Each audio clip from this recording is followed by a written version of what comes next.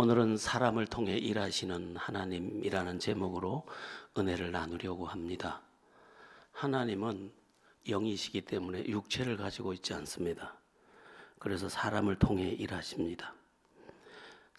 내 손을 통해 저 사람을 어루만지고 내 입을 통해서 그 사람에게 진리를 말하게 하고 또 내 발을 통해서 아프리카도 가고 또 중국도 가고 또 무슬림 그 숲으로 들어가서 구원의 복음을 전하게 하십니다. 그러므로 하나님은 항상 당신이 사용할 수 있는 누군가를 찾고 있습니다. 오늘 본문도 하나님이 찾고 있는 7사람에 대한 이야기인데 우리가 그렇게 그 자격에 합당해서 그렇게 쓰임받는 복, 그리고 하나님이 나와 함께하는 증거가 있는 삶의 복을 넉넉히 누리는 우리가 됐으면 좋겠습니다. 지난 주일에 리빙스턴 이야기를 잠시 했는데 리빙스턴이 아프리카로 들어갈 때까지 주님은 아프리카를 가지 못하셨습니다. 허드슨 테일러가 중국에 들어가기 전까지 주님은 중국에 들어가지 못하셨습니다. 누군가가 순종이라는 거룩한 하나님 앞에서의 충성을 드릴 때 비로소 주님은 거기를 가시는 것입니다. 우리나라를 이렇게 아름다운 나라로 바꾼 언더우드 아펜셀러 선교사도 주님의 부르심에 순종해서 인천 제물포항으로 들어와서 우리에게 푸르고 푸른 그리스도의 계절을 선물했습니다. 그러니까 지금도 주님은 당신께 순종할 준비된 누군가를 찾고 계신 것이죠. 이 세상에는 여러 가지 문제들이 있습니다. 그 문제를 해결을 어떻게 하시느냐, 하나님이 우리를 통해서 해결해 가십니다. 그래서 우리가 해결자로 복음으로 진리의 말씀으로 또는 사랑으로 또는 섬김으로 또는 긍휼로 그곳에 가야 이 일들이 다 해결이 되는 것입니다. 이 세상은 참 문제가 큰 것 같습니다. 가난한 이들의 문제, 병든 자들의 문제, 전쟁의 문제, 상호 갈등의 문제, 자녀의 문제, 외로움의 문제, 우울함의 문제, 또 앞이 보이지 않는 미지의 세계를 두고 두려워하는 문제, 여러 문제가 우리 앞에 있습니다. 인간의 삶의 터전이 어디냐라고 물으면 문제의 숲입니다. 짐승이 저 숲에 산다면 우리는 이 도시라는 숲에 사는데 이 도시가 어떤 도시냐? 문제의 숲이라는 것입니다. 그러므로 인간의 터는 어디나 문제가 있게 마련인 것입니다. 얼마 전 강원도 정선에서 참 비극적인 교통사고가 있었습니다.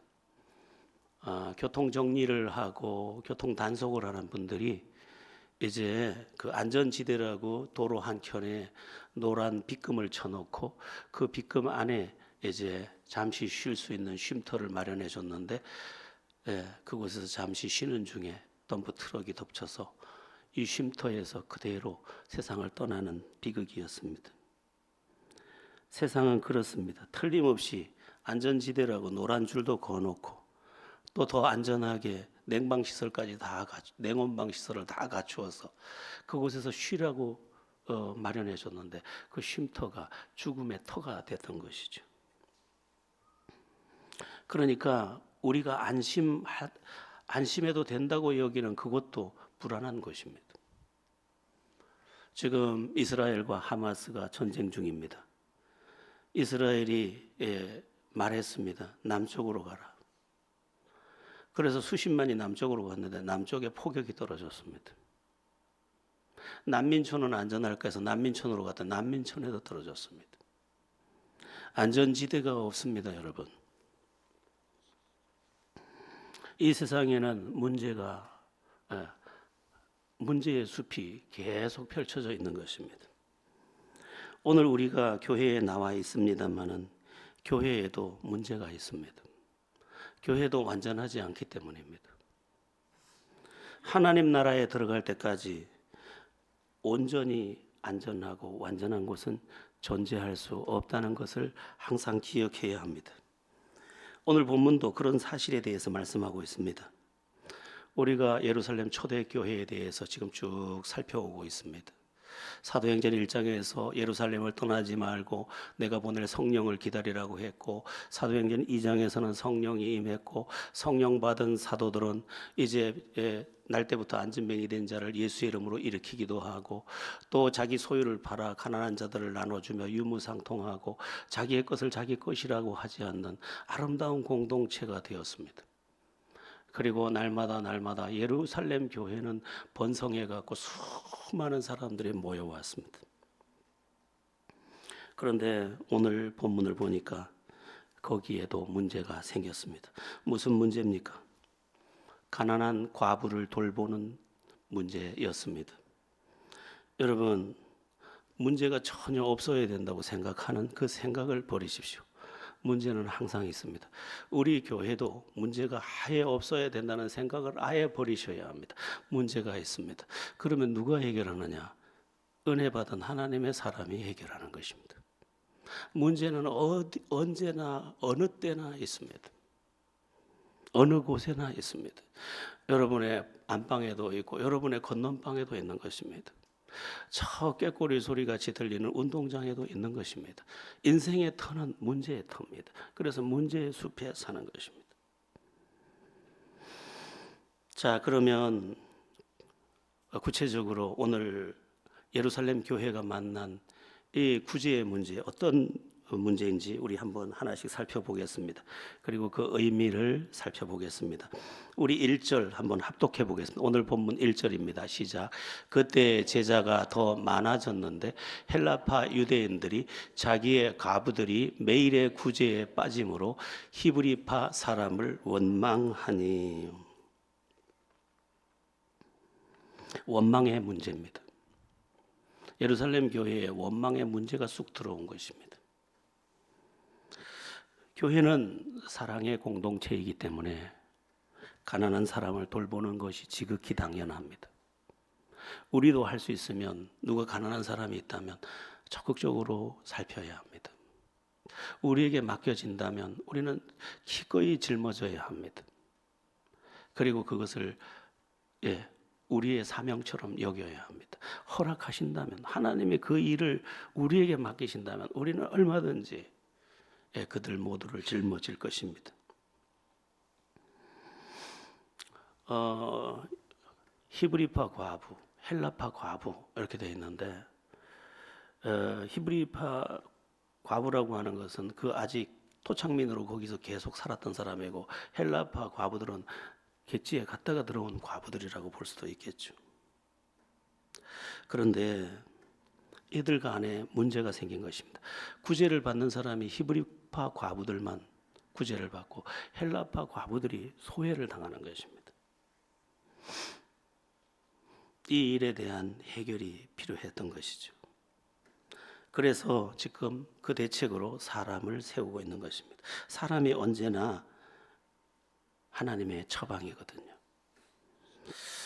그래서 하나님이 사람을 통해서 일하시는데, 그럼 사람이 어떤 사람을 쓰실까? 오늘 그것을 나눠볼 것인데, 먼저 생각할 것은 불평의 근원에 대해서입니다. 불평이 어디서 나왔는지를 잘 보셔야 합니다. 불평이 어디서 나왔을까요? 받으려는 것에서 나왔습니다. 본래 받는 사람에게 불평이 있는 법입니다. 왜 안 주느냐? 왜 덜 주느냐? 왜 공평하지 않느냐? 주는 편에서는 불평이 없습니다. 더 주고 싶기 때문입니다. 어쨌든 더 주고 싶을 뿐입니다.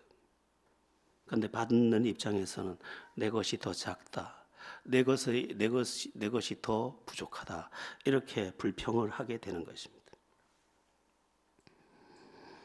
그렇게 보면 이 세상을 불평 없이 사는 처방이 뭐냐라고 물으면 주는 자가 되는 것입니다. 중요한 처방입니다. 여러분, 결혼을 할 때도 우리가 굉장히 이기적으로 합니다. 이 사람의 조건을 보고 이 사람이 나한테 어떤 걸 줄 수 있는지를 보는데, 사실은 그러면 안 됩니다. 내가 뭘 줄 수 있을까를 생각하면 좋습니다. 이미 우리는 결혼을 했으니까 그러면 우리가 어떻게 살면 좋을까? 상대를 위해서, 내가 상대에게 나를 주기 위해서 살면 됩니다. 그런 불평이 없습니다. 주는 자가 받는 자보다 더 복되다 하셨는데, 자식에게도 자꾸 주려고 하면 됩니다. 아내에게도 자꾸 주려고 하면 됩니다. 남편에게도 주려고 하면 됩니다. 자꾸 주려고 하면 거기엔 불평이 자랄 수 없습니다. 그리고 주다 부족하면 이렇게 말하면 됩니다. 제가 많이 부족해서 미안합니다. 정말 다 드리고 싶어요. 더 드려야 되는데 내가 많이 못났죠. 그러면 거기는 불평과 불행이 틈탈 수가 없습니다. 주는 자는 불평하지 않거든요. 받으려는 자가 항상 불평인 겁니다. 그래서 여러분, 자꾸 여러분도 열심히 일해서 돈도 버시고 또 여러 가지 것들을 얻으십시오. 그리고 그것으로 주십시오. 아내에게 주고, 남편에게 주고, 자식에게 주고. 어떤 사람들이 이런 말들을 요즘에 많이 하던데, 그 좋은 말이 아니라고 생각하는데, 이제 나를 위해 살고 싶어요. 여러분, 내가 나를 위해 할 수 있을 것 같습니까? 그 공공연히 많이 말하고 있던데, 여러분, 나를 위하는 비결은 너를 위하는 데 있습니다. 내 앞에 그를 한번 위해 보십시오. 그가 나를 위할 것이고, 나 같은 존재에게도 사랑의 강이 흐르는 것을 보게 될 것입니다. 그래서 주님이 말씀하신 것입니다. 주는 자가 받는 자보다 더 복이 있느니라. 이 공식을 놓치면 여러분 평생 불평하게 됩니다. 내 남편은 왜 저 모양일까? 우리 집사람은 왜 저 모양일까? 이러면 그거는 평생을 불행해야 합니다. 제가 아침마다 탁구를 치러 가는데 몸매가 탁구 잘 치게 생겼죠. 네. 탁구를 치러 가는데 어떤 사람이 와서 참 참한 사람이에요. 아주 참 예의도 바르고. 근데 하루는 뭐 공을 막 있는 힘껏 때려. 왜 그래? 어제 남편한테 혼났나? 왜 화풀이를 공에다 하고 그래? 내가 그랬더니까. 그러면 때리든지. 그랬더니 그 고마운 사람을 어떻게 때리겠어요? 그 말에 제가 생각해서 이 여자는 행복한 사람이구나. 여러분, 줄 아는 사람, 고마워할 줄 아는 사람은 불행할 수 없거든요. 예수 믿는 사람은 고로 행복해야 되는데, 여러분 오늘부터 행복을 시작하십시오. 받으려고 하지 않고 주려고 하십시오. 이게 주님이 주신 공식입니다. 잘 깨닫고 여러분의 삶 속에, 여러분의 안방에, 여러분의 그 모든 거하는 자리마다에 행복이 피어나기를 예수의 이름으로 축원합니다. 그러면 사도들이 직접 구제하지 않고 7 집사를 세우는 이유가 뭘까? 지금 구제하는 일로 바빠서 지금 이 구제를 어떻게 할까 고민하다가 이렇게 이제 구제할 사람들 7 집사를 세우려고 하고 있는데, 그 이유가 뭐냐? 2절을 함께 보겠습니다. 합독합니다. 12 사도가 모든 제자를 불러 이르되 우리가 하나님의 말씀을 제쳐놓고 접대를 일삼는 것이 마땅하지 아니하니. 교회는 구제도 하고 선교도 하고 봉사도 하고 누군가의 눈물을 닦아주는 일을 해야 합니다. 그런데 그것 이전에 놓치지 말아야 할 하나가 있다. 그게 뭐냐? 하나님의 말씀이다. 이렇게 지금 본문이 우리에게 말씀하고 있는 것입니다. 하나님의 말씀을 제쳐놓고 접대를 일삼는 것이 마땅하지 아니하니. 4절에서도 말씀하고 있습니다. 우리 4절을 한번 넘어가서 볼까요? 오늘 본문 4절입니다. 우리는 오로지 기도하는 일과 말씀 사역에 힘쓰리라. 사도들은 말씀 전하는 것과 기도하는 것에 전무할 것이니까 구제하는 일은 너희 중에서 그 자격이 될 누군가를 앞세워서 그 일을 감당하게 할 것이다. 사도인 우리는 우리의 본분을 따라 말씀 전하는 것과 기도하는 것에 전무해야 한다. 이렇게 말씀하고 있는 것입니다. 제가 과거에 욕심을 좀 가졌었습니다. 서울에 이제 지금 은퇴를 하셨는데 소망교회 곽선희 목사님의 책을 읽다가 나도 이런 거를 좀 했으면 좋겠다. 곽선희 목사님은 다른 것을 전혀 안 하고 뭐만 하느냐? 설교만 합니다. 본래 청빙 받을 때 설교 목사로 청빙을 받았어요. 뭐 교회 재정 때문에 마음을 쓰거나 건축 때문에 마음을 쓰거나 전혀 그건 무조건 장로님들이 다 해결하게 하고, 그럼 거기서 얼마나 많은 힘이 쏟아지겠습니까? 지금 뭐 목사가 돈 빌리러 다니고 은행 쫓아다니고 세금 쫓아다니고 뭐 모든 것을 다 하려고 하니까 제가 윤석열보다 조금 더 바쁩니다. 자, 다시 본래로 돌아가서 교회는 사랑을 해야 합니다. 왜냐하면 주님이 사랑이시기 때문에. 그러나 진리를 떠나면 안 됩니다. 1517년 마틴 루터가 종교개혁의 기치로 올려들었던 그 첫 번째 구호가 뭐냐? 성경입니다. 성경. 진리, 성경이 뭐라고 말하느냐? 이 성경을 회복한 것입니다. 그래서 사랑이라는 단어가 참 따뜻한 단어지만 그 사랑도 진리 안에서의 사랑입니다. 그래서 고린도전서 13장에 보면 사랑에 대해서 사랑은 오래 참고 뭐 쭉 말씀하시다가 진리와 함께 기뻐하느니라 이렇게 되어 있습니다. 진리가 빠지면 안 되는 거예요. 또 사도들이 지금 말씀 전하는 것과 기도에 전혀 말씀 사역에 힘쓰리라고 했는데 교회의 또 다른 심장은 기도의 심장입니다. 기도가 심장처럼 펄떡펄떡 뛰어야 합니다. 왜냐? 성령의 통로가 기도이기 때문에. 성령이 아니면 아무것도 뒤에 이야기를 하겠습니다만 성령이 운행하지 않는 거 그거 다 허망한 겁니다. 아무리 보기 좋아도 성령이 역사하지 않았다, 진리가 운행하지 않는다, 그거 다 빈 껍데기입니다. 여러분 천국에 올라가서 누가 큰지는 올라가 봐야 하는 거예요. 겉으로 보기엔 큰 게 큰 거지 절대 그렇지 않습니다, 여러분. 또한 성령이 역사해야 기적이 동반됩니다. 그리고 성령이 역사해야 변화가 일어납니다. 그리고 성령이 역사할 때만 재창조가 일어납니다. 그래서 요한복음 3장에 보면 바람이 임의로 불며 어디서 와서 어디로 가는지 알지 못하되 성령으로 난 사람은 다 이와 같으니라. 다시 태어나다 born again, 다시 태어나는데 그 다시 태어남이 어디서 오느냐? 성령에서 온다. 성령을 알지 못하는 사람은 하나님의 나라를 볼 수 없느니라. 하나님의 나라에 들어가기는커녕 구경도 못한다는 거예요. 성령이 그렇게 중요한 것입니다. 그래서 우리는 제자들 교회는 이런 것을 보면서 어떻게 하느냐? 말씀과 기도를 중심에 딱 두는 것입니다. 여긴 친목단체가 아닙니다. 여기는 진리의 터고 성령이 운행하시는 공동체입니다. 이게 완전해지고 나머지가 사랑으로 이제 흘러야 하는 것입니다. 강처럼. 응답이 있고 은혜가 있고 기적이 있어야 교회가 아니겠습니까? 그러려면 그곳에 진리의 말씀과 성령의 역사가 운행해야 하는 것입니다. 그런 은혜가 지금을 시작으로 제자들 교회 가운데 강같이 흐르기를 축원합니다.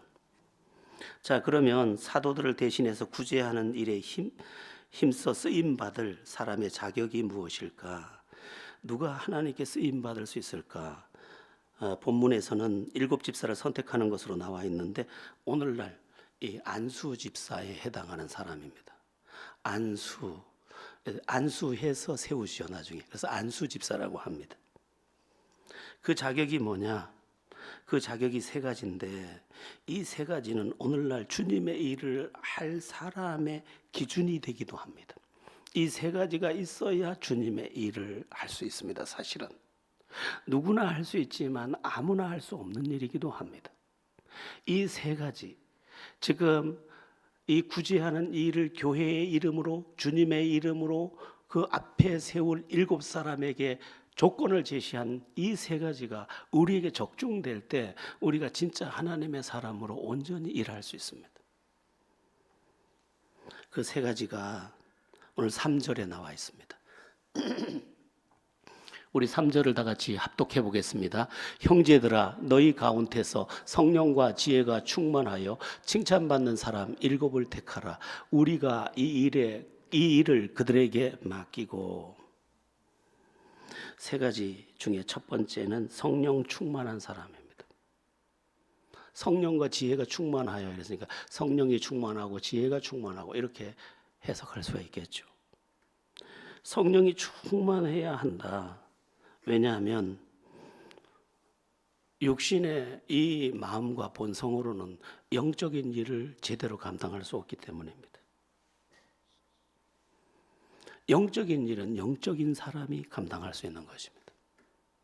특별히 성령이 그 사람에게 임해 있어야 그에게 믿음이 있습니다. 히브리서에 보면 믿음이 없이는 하나님을 기쁘시게 못하나니라고 되어 있는데 하나님이 기뻐하는 일을 못합니다. 성령이 그 사람을 주장하지 않으면.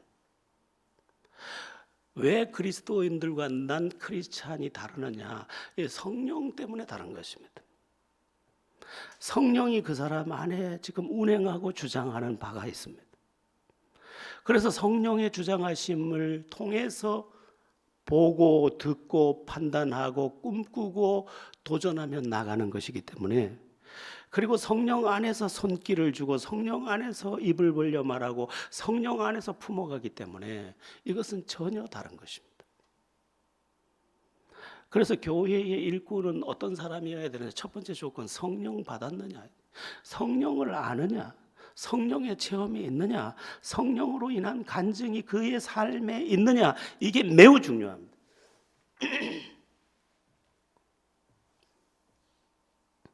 오늘날 교회가 뭐 다투기도 하고 뭐 어떤 교회 들으면 그런 일이 진짜 있을까 싶지만 뭐 장로가 뭐 멱살을 잡았다, 뭐 목사는 유도 7단이라서 멱살 잡는 뭐 장로를 뭐 저쪽 뭐 강단 밑으로 내던졌다 뭐 이런 얘기가 들리는데 그 이야기가 진짜라면 그 사람들은 성령에 속한 사람이 아닙니다. 성령이 그를 주장하면 절대 그럴 수 없습니다. 제가 어떤 사람의 장례 치르기 전이죠. 그분 돌아가시기 전에 갔다가 그분 형님하고 싸움이 저하고 붙었습니다. 그분이 보증을 서줘야 동생이 지금 수술을 하는데 보증을 안 서주는 거예요. 그래서 제가 옆에 있다가, 그땐 지금보다 훨씬 젊으니까 참 형이라는 사람이 나쁜 사람이네요, 못됐네요, 보증을 서줘야 수술할 거 아닙니까? 그러니까 쌍말을 딱 하더니 와서 멱살을 딱 잡더라고요. 그러니까 저도 옛날에 조금 놀았으니까 멱살을 저도 잡았습니다. 딱 잡았는데 그 부부가 와서 저를 때리기 시작하는 거예요. 그 부인은 또 쓰리바를 벗어가지고 저를 때렸어요. 근데 멱살까지는 같이 잡았는데 같이 때리지는 못하겠어. 성령이 그 허락을 안 해. 그래서 저기 가야 백병원에서 1시간을 두드려 맞았어요. 그리고 3일을 울어서 집에 왔어요. 하필이면 저희 동서 형님께서 그때 좋은 옷도 사줘가지고 입은 다 찢어졌어. 못하겠더라고요. 잡기까지는 잡았는데 주여. 두꺼운 이불을 뒤집어 쓰고 3일을 울었어요. 보니까 뭐 사방 머리도 터지고 붓고 성령이 아니면 감당하겠습니까? 감당 못합니다. 이 일이 가끔은 얼마나 야속한데 그걸 감당을 하겠습니까? 한편 영적인 것에 반대되는 육신은 문제가 아주 많습니다. 우리 이 몸 피부를 말하는 게 아닙니다. 우리의 거듭나지 않은 본성의 육체는 상당히 심각합니다. 자기중심적이죠. 상한 감정이 있죠. 이기심이 있죠. 분노가 통제되지 않는 분노가 있죠. 변덕스럽죠. 말 한마디 듣고도 딴 사람이 막 되는 우리 아닙니까? 바람만 불어도 외로워지는 우리들. 그런 변덕이 우리 안에 흐르고 있는 것입니다. 그런데 그 사람이, 그 육체의 사람이 이 주님의 일을 한다? 그러면 그 주님의 일이라는 그 일이 너를 띠게 되는 것입니다. 이거 걷잡지를 못합니다.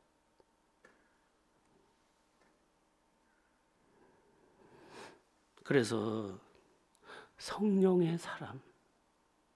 근데 성령의 사람을 분별하는 게 어렵습니다. 왜냐하면 교회를 오래 다니면 신용을 다 하기 때문에요. 말도 다 학습된 말이기 때문에 다 말을 영적인 말을 하는데 그 안에 성령은 운행하지 않습니다.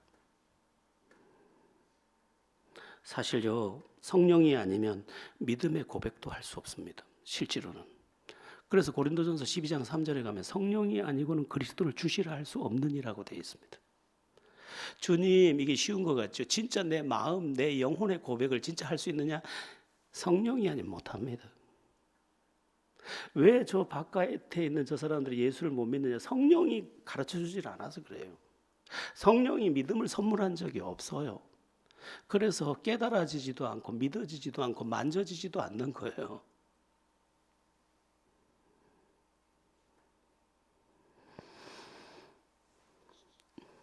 이 부분에 대해서 고린도전서 2장 14절이 이런 말씀을 합니다. 우리 고린도전서 2장 14절을 함께 보겠습니다. 육에 속한 사람은 하나님의 성령의 일들을 받지 아니하나니 이는 그것들이 그에게는 어리석게 보이며 또 그는 그것들을 알 수도 없나니 그러한 일은 영적으로 분별되기 때문이라. 육에 속한 사람은 하나님의 성령의 일들을 받지 못합니다. 자, 여러분, 우리가 믿음으로 선교합시다. 이 일을 믿음으로 못 받습니다. 목사님, 우리 교회도 힘들어 죽을 지경인데 무슨 선교입니까? 우리가 이번에 건축을 해. 목사님, 돈이 어디 있습니까? 믿음의 시각이 없습니다. 육체의 시각만 있습니다. 육체의 판단만 있습니다. 그래서 육의 사람이 앞에 서 있으면 안 됩니다. 그러니까 지금 7집사 구제하는 일을 맡기려고 할 때 이 맡을 만한 사람을 찾는데 첫 번째 조건, 성령의 사람을 찾고 있는 것입니다. 성령장이라고 부르는 로마서 8장도 한번 보겠습니다. 로마서 8장 5절에서 8절입니다. 함께 합독해 보겠습니다. 육신을 따르는 자는 육신의 일을, 영을 따르는 자는 영의 일을 생각하나니 육신의 생각은 사망이요 영의 생각은 생명과 평안이니라. 육신의 생각은 하나님과 원수가 되나니 이는 하나님의 법에 굴복하지 아니할 뿐 아니라 할 수도 없음이라. 육신에 있는 자들은 하나님을 기쁘시게 할 수 없느니라. 알아듣겠습니까? 성령을 모르는 사람, 본 어게인, 성령 안에서 다시 태어나지 않은 사람은 지금 그가 뭘 하든, 그가 어마어마한 일을 하든 그는 하나님을 기쁘시게 할 수 없습니다.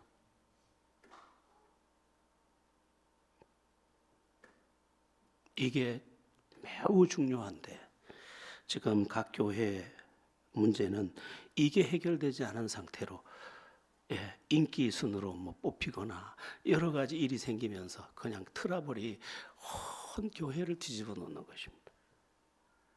그들이 저 뒤에 있을 땐 괜찮은데 앞에 세워놓으니까 다 뒤집히는 거예요.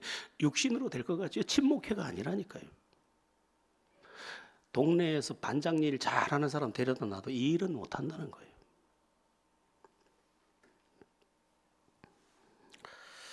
영적이지 않다는 것은 육적이라는 것도 되는데 육적인 것은 굉장히 심각한 문제를 갖고 있는데 한 말씀만 더 보고 뒤에 이야기하겠습니다.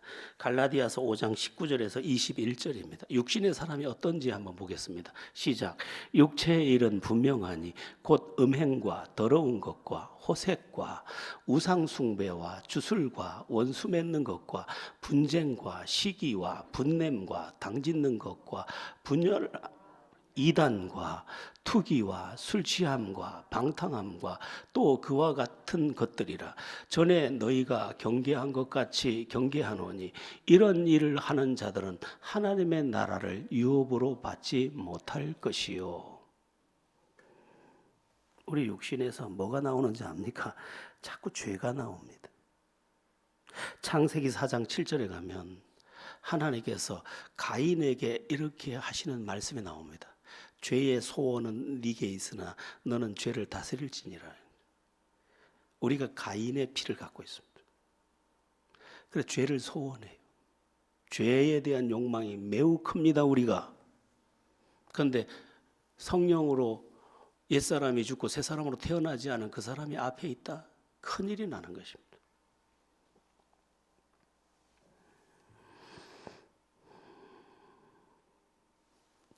그리고 데살로니가전서 5장에 가면 성령을 소멸치 말며라는 말씀이 있는데 성령이 소멸된 사람도 너무도 육체의 주장을 하기 때문에 성령 충만을 위해서 기도해야 합니다.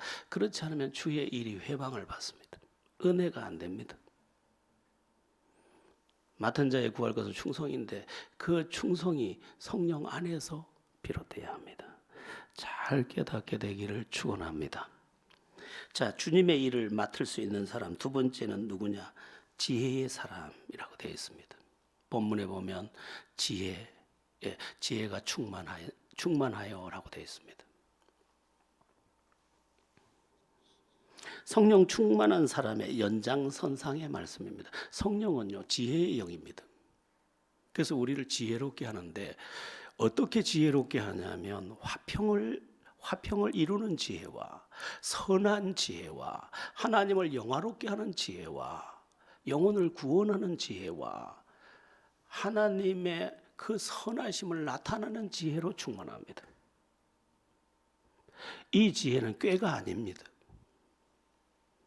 그래서 이 지혜가 있는 사람을 보면 이 사람을 통해서 은혜가 흐르고 조용한데 거대한 강이 흐르는 것 같고 그리고 조용히 하는데 사랑의 샘이 흘러나옵니다.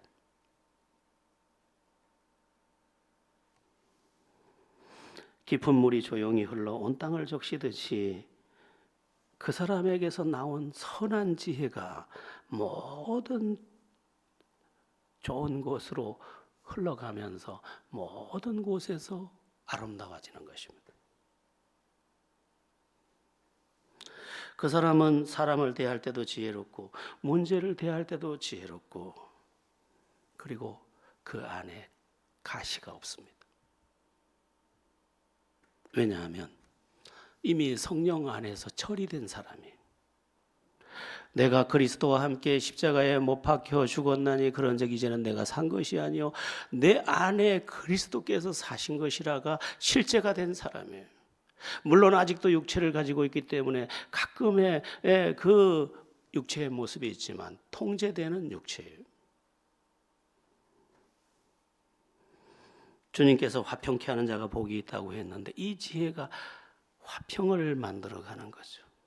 그래서 예수 믿는 사람, 내가 예수 믿는 사람이고 은혜를 아는 사람이고 성령을 아는 사람이고 진리를 아는 사람이면 내가 머무는 곳에 평화가 흘러야 합니다.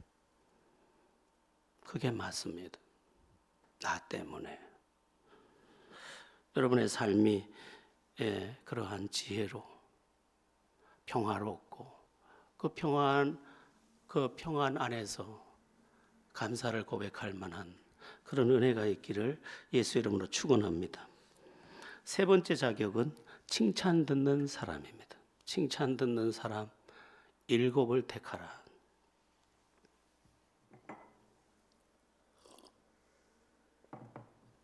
칭찬을 누가 듣습니까? 칭찬은요, 우리 현대인들이 너무 힘으로 뺏으려고 하는 것 같아요. 칭찬은 힘으로 뺏는 거 아닙니다. 꾀로 뺏는 것도 아닙니다. 그저 인정을 받으려고 막 수단을 쓰는데 그거 아닙니다. 가을이 자연스럽듯, 낙엽에 물드는 게 너무 자연스럽듯, 우리의 삶의 아름다움이 자연스럽게 칭찬이 돼야 합니다. 그의 말, 그의 태도, 그의 마음씀, 그의 생각, 그의 손길, 그의 침묵, 그가 하는 일들, 아름답지 않은 곳이 하나도 없는, 어떻게 저렇게 예쁠까? 어떻게 저렇게 귀할까?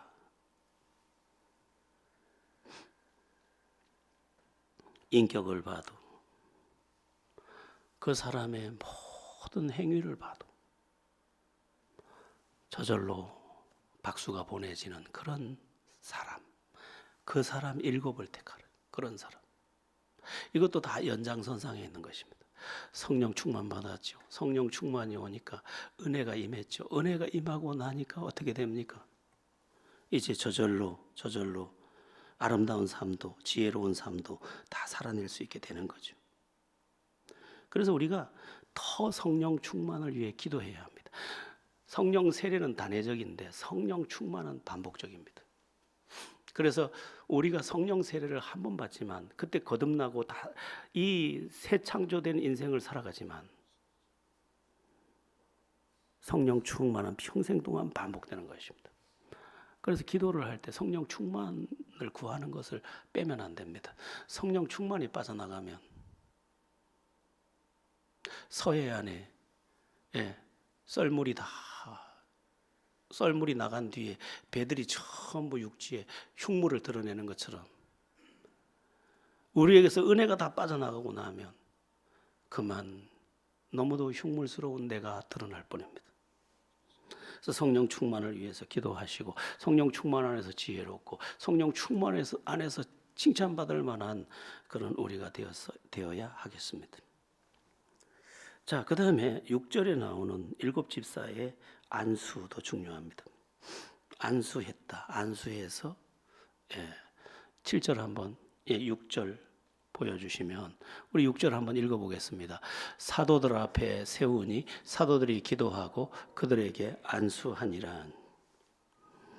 안수는 두 가지 의미가 있습니다. 하나는 능력이 부어진다라는 것입니다. 능력. 그래서 우리가 안수를 저도 목사 안수를 받았는데 전부 안수 위원들이 올라와서 수십 명이 안수를 합니다. 그건 뭐냐 하면 주님의 능력이 당신에게 있기를 기도합니다. 이겁니다. 그리고 안수를 받을 때 실제로 능력이 임하는 그 자리에서 임하는 경우도 많습니다. 디모데가 바로 그랬습니다. 그런데 여기서 기억할 게 뭐냐? 능력 없이 주의 일을 못합니다. 능력 없이 어떻게 주의 일을 하겠습니까? 저에게도 주님이 어떤 능력을 주셨겠죠. 예전에 많이 하나님께 기도했던 것, 가르치는 은사를 주세요. 상담의 은사를 주세요. 병 고치는 은사도 주세요. 여러 가지 은사를 구했는데 그 은사의 흐름 중에 첫 번째가 안수입니다. 안수. 능력 공급입니다. 여러분 그냥 일하려고 하지 말고 주님의 일, 우리가 어떤 일을 주일학교를 맡았든 뭘 맡았든 주님 앞에 기도하십시오. 능력을 주십시오. 능력 없이 못합니다. 지치고 피곤하고 짜증나고 못합니다. 능력을 구하셔야 합니다. 두 번째 이 안수의 뜻은 위임의 뜻이 있습니다. 위임. 이제 네한테 다 맡긴다. 위임에. 그래서 제가 제자들 교회 무슨 목사입니까? 위임 목사입니다. 여러분들 위임 목사를 잘 모르시는데 위임 목사는 뭐냐 하면 목회를 당신에게 다 위임합니다. 이 뜻입니다. 제가 교육 시스템을 짜는 거 그리고 목회 방향 그것까지 다 위임을 하신 겁니다, 여러분들이.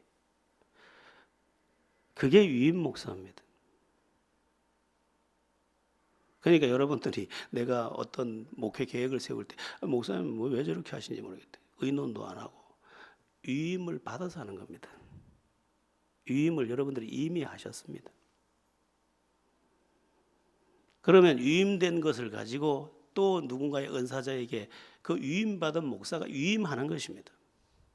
그게 안수입니다.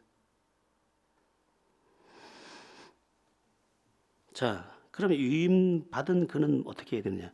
맡은 자에 구할 것은 충성이니라. 충성하는 것입니다. 뭐 이런 질문을 하는 사람이 더러 있어서 대답하겠습니다. 나는 무슨 부서에 뭔데 나는 하는 일이 없어. 이렇게 묻는 누군가의 질문이 있었습니다.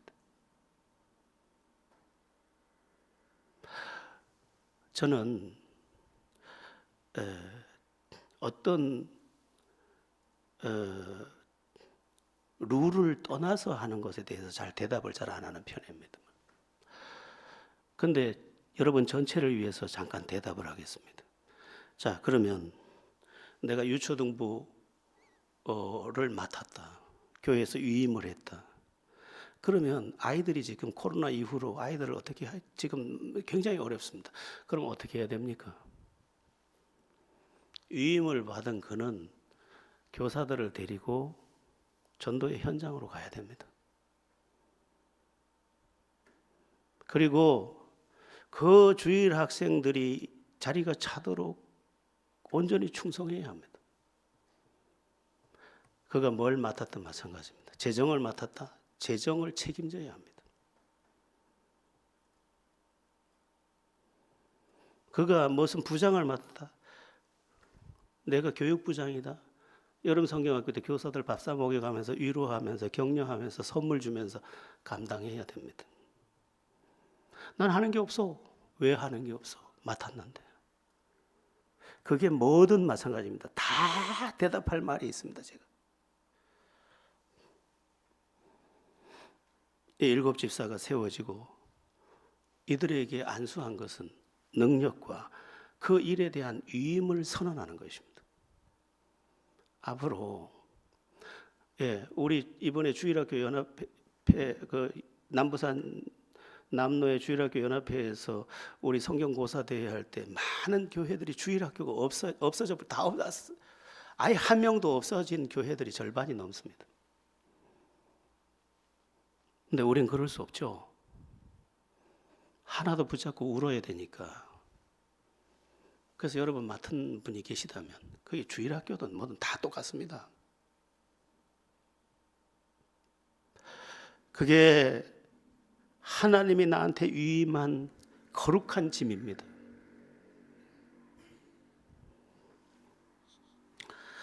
자, 이만큼 하겠습니다. 이제 7 집사가 세워졌는데 그 결과를 보고 오늘 말씀을 마치겠습니다. 7절 우리 한번 합독해 보겠습니다. 시작. 하나님의 말씀이 점점 왕성하여 예루살렘에 있는 제자의 수가 더 심히 많아지고 허다한 제사장의 무리도 이 도에 복종하니라. 사람이 세워지면 교회는 점점 더 왕성해져야 됩니다. 사람이 세워져서 싸움하는 교회가 많습니다. 사람이 어제 장로 세워놨는데 3일 있다가 당회실에서 뭔가 저 나이트 클럽에서나 나는 우당탕 꽝탕 소리가 난단 말이에요. 이거는 잘못한 거죠. 사람이 세워지고 나니까 은혜의 강물이 막 흘러가야 됩니다. 왜? 하나님이 사람을 통해서 일하시기 때문입니다. 우리는 주님의 사람들입니다. 작은 내 지식을 가지고 육체로 판단하지 마시고 문제는 어디에 나 있습니다. 우리가 주님 앞에 들어가는 그날에서야 문제는 다 떠날 것입니다. 철로역정이라는 책을 보면 크리스찬이라는 사람에게서 등 뒤에 짐이 떨어지지를 않습니다. 그가 믿음 안에 살지만 그런데 딱 죽음이라는 강을 건너자 자기 등 뒤에 있던 짐이 또르르 굴러가는 것을 보게 됩니다. 그때 끝나는 것입니다. 교회도 여전히 문제가 있습니다. 그리고 교회는 알곡과 가라지가 같이 있습니다. 진짜도 있고 가짜도 있습니다. 그러니까 속지 마십시오. 이제 우리는 부흥의 계절을 향해 나아가야 합니다. 육체가 주장하는 거기엔 하나님의 운행하심이 없습니다. 하나님은 사람을 통해 일하시는데 그 사람이 정령 하나님의 사람일 때 우리는 다 함께 살아나는 역사를 보게 될 것입니다. 여러분, 이왕에 우리가 섬기는 공동체, 우리가 함께하는 이 교회 공동체가 은혜로 충만해야 하지 않겠습니까? 하나님 안에서 내가 쓰임받는 사람이 되고 쓰임받는 사람이 됨으로 인하여 나 때문에 교회가 은혜롭고 부흥하는, 그리고 하나님이 우리를 통해 영광받는 은혜가 있기를 주 예수 이름으로 축원합니다.